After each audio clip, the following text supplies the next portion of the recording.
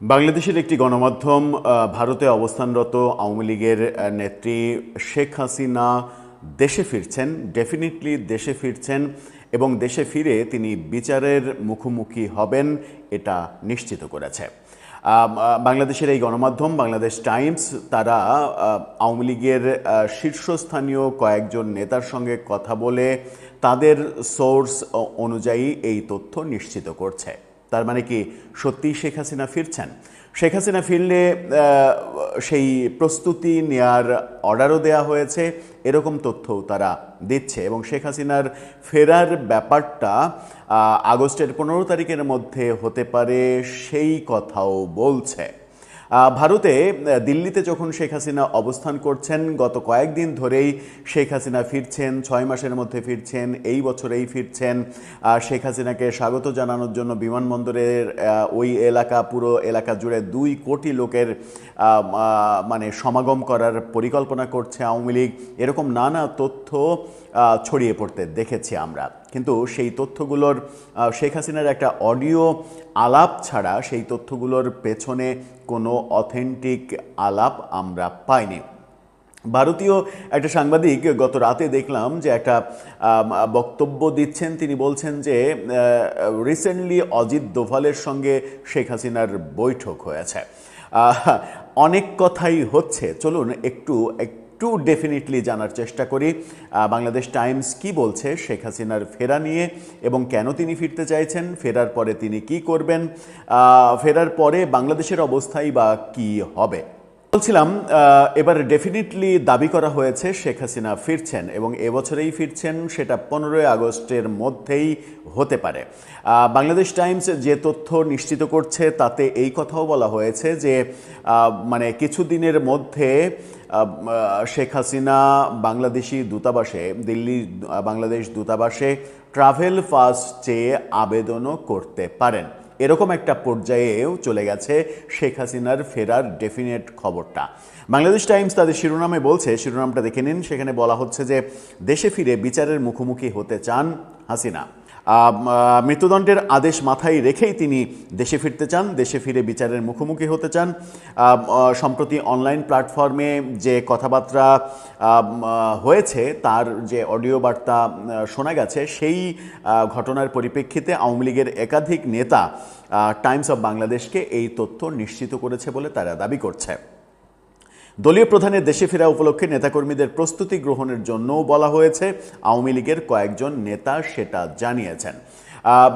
Times of Bangladesh যেটা বলছে সেটা হচ্ছে যে তারা জাহাঙ্গীর কবির নানক, বাহাউদ্দিন নাসিম তাদের সঙ্গে কথা বলেছে এবং ইউরোপীয় আওয়ামী লীগের একজন বড় নেতার সঙ্গে তারা কথা বলেছে, যিনি শেখ হাসিনার সঙ্গে সম্প্রতি বৈঠক করেছেন এবং সেই বৈঠকেই সিদ্ধান্ত ফাইনাল হয়েছে যে শেখ হাসিনা ফিরছেন। এখানে দাবি করা হচ্ছে যে আওয়ামী লীগের নেতারা শেখ হাসিনা দেশে ফেরার বিষয়ে যাই বলেন না কেন, রাজনৈতিক বিশ্লেষকরা আবার অন্যটা মনে করছেন। রাজনৈতিক বিশ্লেষকরা বলছেন যে এটা এক ধরনের কর্মীদের উৎসাহিত করার জন্য, কর্মীদের ভোল্টেজ চাঙ্গা করার জন্য একটা টেকনিক, যে টেকনিকটা তিনি মানে তার পুরো জীবদ্দশাতেই অবলম্বন করেছেন। কর্মীদের উৎসাহিত করার জন্য নানা ধরনের মুখরোচক কথা বলার যে অভ্যাস, সেই অভ্যাস থেকে এই কথাটাও বলা হচ্ছে, এরকম দাবি আবার রাজনৈতিক বিশ্লেষকরা করছেন। অর্থাৎ শেখ হাসিনা যে সত্যিই ফিরছেন, ফিরে বিচারের মুখোমুখি হবেন, এটা বিশ্লেষকদের অনেকেই বিশ্বাস করতে চাইছেন না।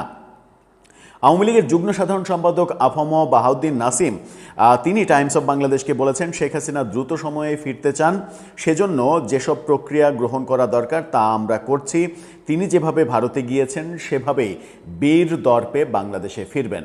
অর্থাৎ ভারতে যে বিশেষ বিমানে গিয়েছেন, সেরকম বিশেষ বিমানে বীর দর্পে তিনি ফিরবেন। কোনো মানে বাণিজ্যিক বিমানের একটা সিটে বসে তিনি আসবেন না, এরকমটাই তার মনোভাব। এ ধরনের বক্তব্যের আসলে বাস্তবতা আছে কিনা, নাকি কর্মীদের চাঙ্গা করার কৌশল, এমন প্রশ্নের জবাবে বাহাউদ্দিন নাসিম বলেছেন, একটু অপেক্ষা করেন। শেখ হাসিনার দেশে ফেরা উপলক্ষে বিপুল জনসমাগমের প্রস্তুতি নেওয়া হচ্ছে। যে কথা বলছিলাম যে ছড়িয়ে পড়েছে, বিমানবন্দর এলাকায় 2 কোটি জনগণের সমাবেশ করা হবে শেখ হাসিনাকে স্বাগত জানানোর জন্য।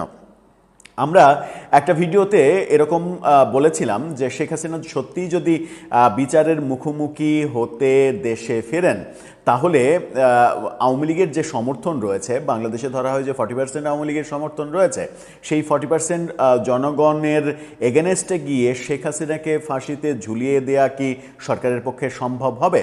আমরা আওয়ামী লীগের আমলেও দেখেছি যে জামাতের অন্তত 2 জন নেতাকে আওয়ামী লীগ সরকার মানে আদালতের রায় থাকা সত্ত্বেও, মানে ট্রাইব্যুনালের রায় থাকা সত্ত্বেও তাদেরকে ফাঁসি দিতে চায়নি জনরোষের ভয়ে। এবং সর্বশেষ আমরা দেখেছি যে উচ্চ আদালতে সেই রায়টা পাল্টে গিয়ে আজীবন আমৃত্যু কারাদণ্ডের রায় হয়েছিল। আমি সেই 2 জন নেতার মানে নাম উল্লেখ করতে চাচ্ছি না, শুধুমাত্র বলতে চাই যে সেই 2 জন নেতাই মারা গেছেন, কারাভোগকালীন সময়েই মারা গেছেন। তাদেরকে মূলত আওয়ামী লীগ জনরোষ অনেক বেশি খারাপ পর্যায়ে চলে যাবে এই কারণে ফাঁসিতে ঝোলানোর সাহস পায়নি বলেই আমার ওই সময় মনে হয়েছে। ঠিক তেমনি আওয়ামী লীগের যে বাংলাদেশে মানে জামাতের জনপ্রিয়তা ওই সময় কত, বাংলাদেশে ধরে নেওয়া 2 থেকে 4%, তো 2 থেকে 4% সমর্থক জামাতের থাকার প্রেক্ষিতেও যদি আওয়ামী লীগ সরকার এরকম ভয় পায়, তাহলে আওয়ামী লীগের যখন 40% সমর্থক রয়েছে, ঠিক সেই সময় কোনো সরকার, বাংলাদেশে যে সরকারই থাকুক না কেন, কোনো সরকার শেখ হাসিনাকে ফাঁসিতে ঝুলানোর রিস্ক নেবে কি না, সেই যে জনরোষ শুরু হতে পারে, হবে বলছি না, হতে পারে, সেটা মোকাবেলা করতে তারা পারবে কিনা সেই প্রশ্ন হয়তো উঠবে। সেই প্রশ্ন আমরা উত্থাপন করে বলেছিলাম যে এরকম বাস্তবতায় কি সিদ্ধান্ত নিতে পারে সরকার। আবার এই রিপোর্টে বলা হচ্ছে যে শেখ হাসিনার যেটা ভাষ্য, তার বয়স অনেক হয়ে গেছে, তার বয়স এখন 79+, অনেক হয়ে গেছে এবং তার ধারণা যে খুব বেশি হলে আর কয়েক বছর তিনি বাঁচবেন। তো স্বাভাবিকভাবেই যদি আর মাত্র কয়েক বছর বাঁচার ব্যাপার থাকে, তাহলে মানে মৃত্যুদণ্ডকে ভয় তিনি কেন পাবেন? তিনি দেশে ফিরে আইনের মুখোমুখি হয়ে যদি তার মৃত্যুদণ্ডও হয়, তবুও তিনি দলের কাছে হিরো হয়ে যাবেন। দলের কাছে হিরো হয়ে যাওয়া এবং দলের অবস্থান ভালো হয়ে যাওয়া, এটার স্বার্থেই তিনি এটা করবেন। কিন্তু আমার কেন যেন মনে হয় যে এই ব্যাপারগুলো শেখ হাসিনা সত্যিই এসে এরকম একটা বিপজ্জনক পরিস্থিতি ফেস করবেন, এটা কতটা বাস্তবসম্মত সেটা আমার কাছে একটু কনফিউজিং মনে হয়। গত 2 দিনে ভারতীয় কিছু সাংবাদিকের বিভিন্ন বক্তব্য লক্ষ্য করছিলাম। তারা দাবি করছে অজিত দোভালের সঙ্গে শেখ হাসিনার কথাবার্তা হয়েছে, সেখানে উত্তপ্ত বাক্য বিনিময় হয়েছে। তারা দাবি করছে যে ভারত মানে শেখ হাসিনাকে এই মানে 16ই ডিসেম্বরের মধ্যেই বাংলাদেশে ফেরানোর ব্যাপারে পেছনে পেছনে কাজ করছে, অনেক দূর তারা এগিয়ে গেছে, এরকম নানা দাবি করছে। কিন্তু এখানে যখন টাইমস অফ বাংলাদেশ এই তথ্য দিচ্ছে যে ডেফিনেটলি শেখ হাসিনা ফিরছেন এবং তার আনুষঙ্গিক খবরগুলো দিলাম, সেখানে আরেকটা তথ্য জানিয়ে রাখি, সেটা হচ্ছে যে জাহাঙ্গীর কবির নানককে দায়িত্ব দেওয়া হয়েছে। এই খবরেই দাবি করা হয়েছে জাহাঙ্গীর কবির নানককে দায়িত্ব দেওয়া হয়েছে শেখ হাসিনা ফিরলে তাকে যে মানে গ্রহণ করা কিংবা মানে আনঅফিসিয়ালি সম্বর্ধনা দেয়া, ফিরলে তো তাকে বিমানবন্দর থেকেই গ্রেপ্তার করা হবে। তো তারপরেও তার ফেরা উপলক্ষে ব্যাপক জনসমাগম করা, এই দায়িত্ব জাহাঙ্গীর কবির নানককে দেওয়া হয়েছে এবং নানক সারা দেশে নেতাকর্মীদের সঙ্গে যোগাযোগ করছেন, সেই কথাও এখানে বলা হয়েছে। এখন শেখ হাসিনাকে ফেরানোর মানে শেখ হাসিনা ফেরার যে কথা এখানে বলা হচ্ছে, আমার কেন যেন এর পেছনে আরেকটা ভাবনা মাথায় আসে। সেটা হচ্ছে যে ব্যাপারটা কি এরকম হতে পারে যে বিএনপি সরকারের প্রস্তাবনায় ভারত সরকার কনভিন্সড হয়ে গেছেন এবং ভারত চাইছে শেখ হাসিনা আর ভারতে না থাকুক, দেশে ফিরে যাক, এবং ভারত সরকারই শেখ হাসিনাকে বাংলাদেশ সরকারের হাতে তুলে দিতে চায় যেন বাংলাদেশ সরকার তাকে বিচারের মুখোমুখি করতে পারে। এরকম একটা বড় সিদ্ধান্তের দিকে কি ইন্ডিয়া চলে যেতে পারে কিংবা চলে গিয়েছে? বাংলাদেশ টাইমসের এই খবর, এই নিউজ মানে এই বর্ণনা পড়ে বোঝার চেষ্টা করার পরে আমার মনে হয়েছে যে এরকম কিছুও যদি পেছনে ঘটে থাকে তাহলেও অবাক হওয়ার কিছু থাকবে না, যদি এই খবরটা শেখ হাসিনার ডেফিনিটলি ফেরার সিদ্ধান্ত এই খবরটা সত্য হয়।